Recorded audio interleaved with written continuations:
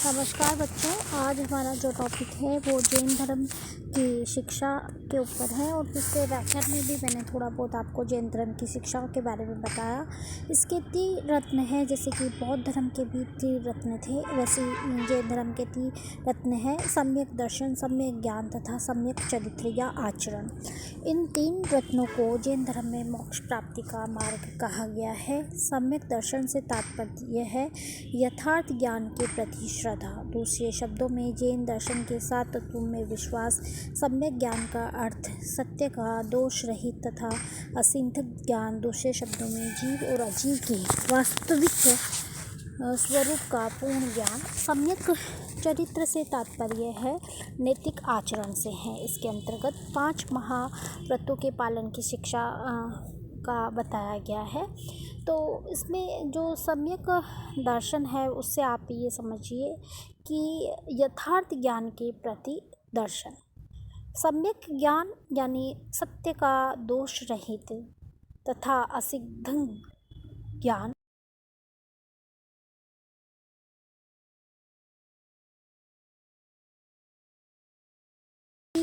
जीव और अजीव के वास्तविक स्वरूप का पूर्ण ज्ञान।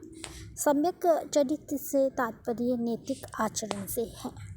फिर है 5 महाव्रत है।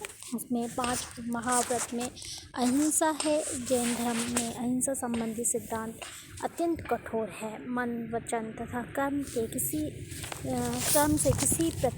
किसी के प्रति असंगत व्यवहार हिंसा है। सत्य, मनुष्य को सदा सत्य व मधुर बोलना चाहिए। असत्य, बिना अनुमति के न तो किसी वस्तु को ग्रहण करना चाहिए, न ही उसकी इच्छा रखनी चाहिए। अपरिग्रह, इसमें किसी भी प्रकार की संपत्ति एकत्रित न करने पर जोर दिया गया है। ब्रह्मचार्य के अंतर्गत किसी नारी से वार्तालाप, उसे देखना, उसे सत्संग ध्यान करने की भी मनाही है।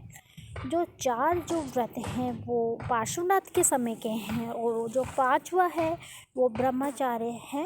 इसको महावीर स्वामी ने जोड़ा है। 5 अनुव्रत ग्रस्त जीवन व्यतीत करने वाले जैनियों के लिए इन्हीं अनुव्रतों की व्यवस्था है, किंतु इनकी कठोरता से प्राप्त कमी की गई है, इसलिए अनुव्रत अथवा 5 अनुव्रत की संज्ञा दी गई है। गुणव्रत। उपरोक्त 5 अनुव्रत के अतिरिक्त जैन धर्म के अनुसार निम्नलिखित 3 गुणव्रतों का पालन करना चाहिए। प्रत्येक गृहस्थ को सुविधानुसार अपने कार्य क्षेत्र की सीमा निर्धारित करना चाहिए। केवल योग्य तथा अनुकरणीय कार्य करें। भोजन तथा भोग की सीमा निर्धारित करके उसका उल्लंघन न करें। 4 शिक्षा व्रत है। गृहस्थ के लिए 4 शिक्षा व्रतों का अनुकरण भी है।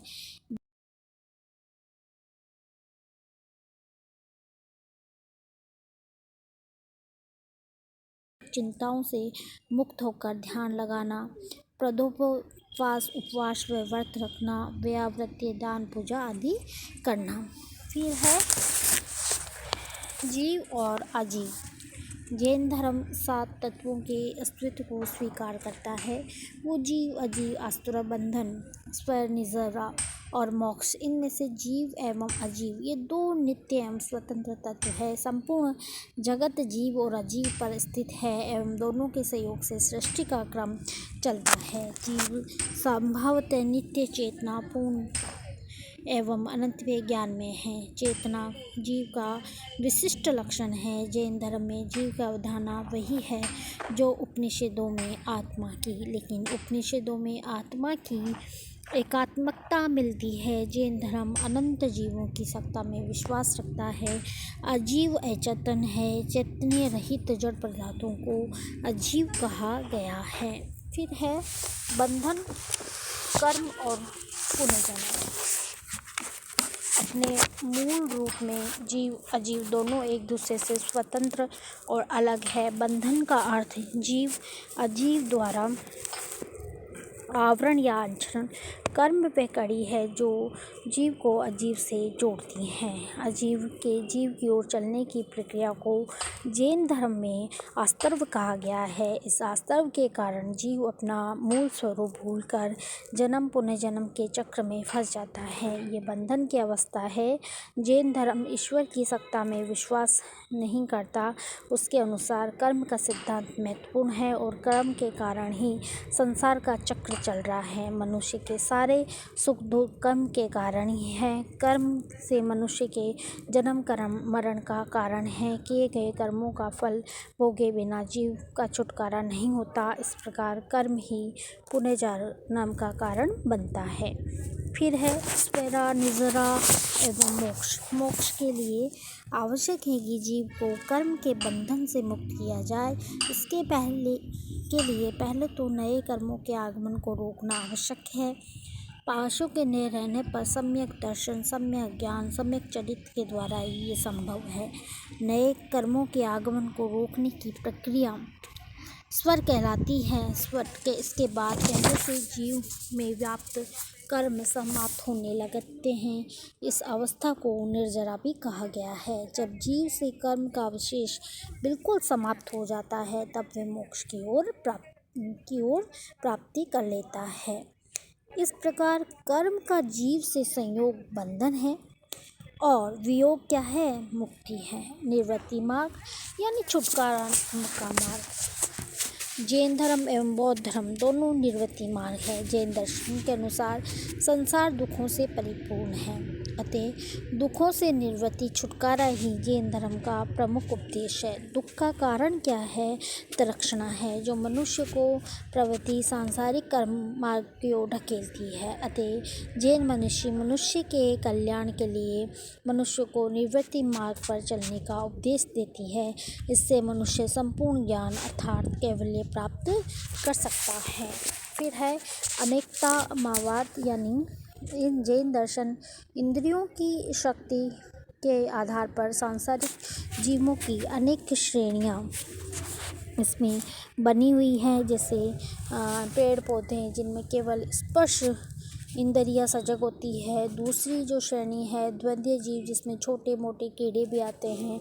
इनमें स्पर्श एवं संवाद का ज्ञान होता है। चींटी जैसे जीव तद्दीय हैं जिनमें स्पर्श और संवाद के ग्रहणा शक्ति भी होती है। भंवर जैसे जीव उक्त तीनों के साथ देखने की शक्ति के कारण 4 इंद्रिय वाले तथा सुनने वाले 5 इंद्रिय जीव कहलाते हैं। सबसे ऊंचे श्रेणी के जो जीव है वो मनुष्य हैं, जिसमें 5 इंद्रियों के साथ विचार की शक्ति होती है। इस रूप में जैन दर्शन समस्त जीवों में अलग अलग आत्मा मानता है।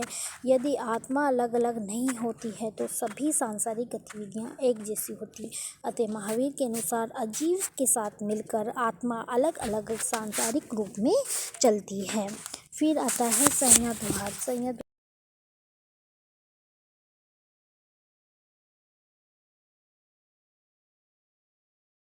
कि सप्तभोगी सिद्धांत क्या है या संयतवाद सिद्धांत क्या है, तो उसका नाम एक ही है, शब्दों नामकरण एक ही है और उसको विभिन्न अर्थों में प्रकट किया गया है। जैन दार्शनिकों की ये मान्यता है कि किसी वस्तु अथवा सत्य का स्वरूप इतना जटिल एवं सापेक्ष है कि उसके बारे में अलग अलग दृष्टिकोणों से प्रस्तुत मान्यता आंशिक सत्य हो सकती है। जैन दर्शन का संयतवाद या सप्तभोगीय जो ज्ञान है, इसी सापेक्षता का सिद्धांत है। संयतवाद के अनुसार किसी वस्तु अथवा सत्य के बारे में 7 प्रकार के कथन हो सकते हैं, जैसे कि सापेक्षिक दृष्टि से वस्तु है, सापेक्षिक दृष्टि से वस्तु नहीं है, सापेक्षिक दृष्टि से वस्तु है और नहीं है, सापेक्षिक दृष्टि से वस्तु अव्यक्ति है, सापेक्षिक दृष्टि से वस्तु और अव्यक्ति है, सापेक्षिक दृष्टि से वस्तु नहीं है और अव्यक्ति है, सापेक्षिक दृष्टि से वस्तु है और अव्यक्ति भी है। 7 प्रकार के सिद्धांत को स्वीकार करता है, इसलिए संयतवाद सप्तभोगीय नहीं है। इस प्रकार जैन धर्म का इस सिद्धांत धर्म की उदारता व विचार व स्वतंत्रता का परिचायक है। इस सिद्धांत की आलोचना भी कम नहीं है। शंकराचार्य और रामानुजन ने इसे परस्पर विरोधी सिद्धांत बतलाया है। कई वेदांतियों ने इसे संदेहवाद की संज्ञा दी है, किन्हें संभववाद की। कुछ विद्वान इसे अधिक उदार बताते हैं, कई इसे अनिश्चयवादी भी बतलाते हैं, किंतु जैन लोग इसे पूर्ण आस्थापूर्वक स्वीकार मानते हैं। फिर आता है अनिश्वरवादिता। जैन धर्म ईश्वर को सृष्टि का रचयिता या पालनकर्ता के रूप में स्वीकार नहीं करता। जैन धर्म के अनुसार संसार 6 दरियों आकाश, काल, धर्म, अधर्म, पुद्गल व जीव से बना है। ऐसी दशा में सृष्टि के निर्माता के रूप में ईश्वर की आराधना व्यर्थ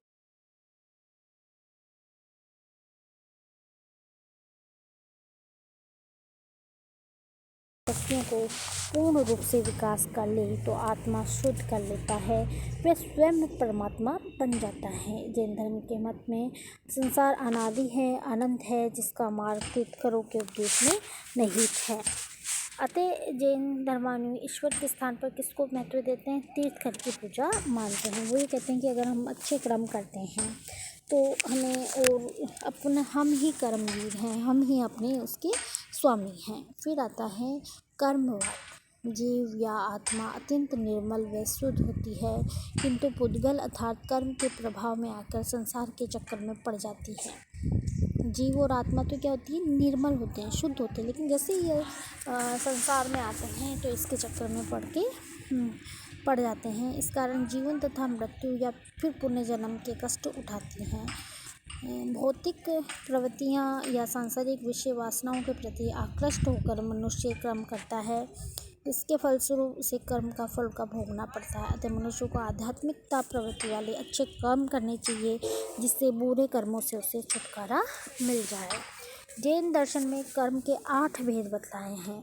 पहला, जैसे आत्मा के ज्ञान को ढकने वाला कर्मगानीय, मोह में डालने वाला मोहनीय, सुख दुख के सम्यक ज्ञान को रोकने वाला वेदनीय, गति शरीर व परिस्थितियाँ निर्धारित करने वाला नामकर्म, गोत्र निर्धारक गोत्र कर्म, सत्कर्मों में बाधक अंतराय कर्म, आयु निर्धारक आयु कर्म, आत्मा के सम्यक दर्शन में शक्ति बाधक दर्शनावरणी कर्म। फिर है तपस्या और उपवास। जैन धर्म में तप का बहुत महत्व है।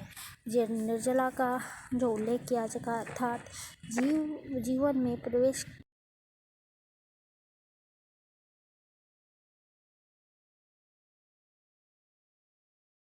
है तपस्या और एक है अभ्यंतर तपस्या। प्रथम तपस्या में व्रत, उपवास, अनशन, भिक्षाचर्य, रसों का त्याग, शरीर को कष्ट और काया को क्लेश आदि की क्रियाएं सम्मिलित है, तथा दूसरे में प्रायश्चित है, विनय है, सेवा, साध्य, ध्यान, शरीर त्याग आदि सम्मिलित है।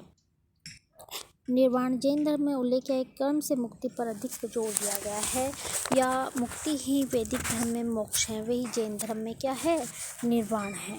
मतलब सब बंधनों से मुक्त होकर तब निर्वाण की प्राप्ति होती है। फिर है कि समिति है, तो जैन धर्म में क्रियाकलापों की 5 समितियाँ बनी हुई है, अर्थात यह समिति चलने फिरने में, हमारे चलने से किसी जीव को कष्ट ना हो, सावधानी से चलो। भाषा समिति, हमारी वाणी से किसी को कष्ट ना पहुँचे। एक्शना समिति अर्थात विविध शारीरिक आवश्यकताओं की पूर्ति में सावधानी। आदान निष्पक्ष समिति, किसी वस्तु को उठाते रखते समय सावधानी, जिससे जीव हिंसा ना हो। उत्सर्ग समिति अर्थात लघु शंका और दीर्घ शंका के समय की सावधानी। इस प्रकार ये समितियाँ मूल रूप पे किस पे बल दे रही है? अहिंसा पे। फिर है पाप और विचार। जैन धर्म में जीव को सम्यक बनाए रखने की दृष्टि से 8 प्रकार के पापों से दूर रहने की शिक्षा दी गई है। ये पाप अथवा कर्म क्रियाशील होकर जीव को कर्म बंधन में डालते हैं। अभिमान नहीं करना, हिंसा, कलह, क्रोध, झूठ, परिराग, राग, द्वेष, नीति, माया, लोभ, चोरी, असमय, मिथ्या दर्शन, छल, कपट, निंदा, चुगली, इनसे हमें दूर रहना है। महावीर के अनुसार इन पापों से जीव भारी होकर नरक की गति की ओर जाता है। इनका नाश होने पर जीव हल्का